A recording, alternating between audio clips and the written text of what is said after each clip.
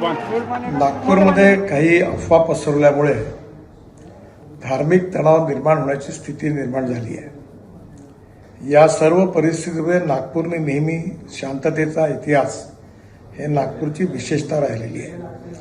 माझी सर्व बांधवांना विनंती आहे की त्यांनी कुठल्याही प्रकारच्या अफवांवर विश्वास ठेवू नये, शांतता प्रस्थापित करावी आणि कोणीही रस्त्यावर येऊ नये।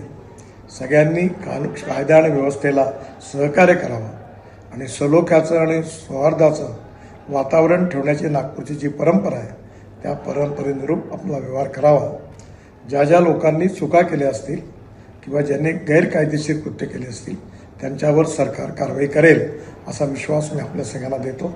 माननीय मुख्यमंत्र्यांनाही या संबंधातली सर्व माहिती मिळालेली आहे, त्यामुळे आपण कुठल्याही अफवांवर विश्वास न ठेवता आपण सगळ्यांनी सहकार्य करावं आणि प्रेमाचं सौहार्दाचं उत्तम वातावरण ठेवण्याकरता मदत करावी, पोलिसांना मदत करावी असं माझी आपल्या सगळ्यांना नम्र विनंती आहे।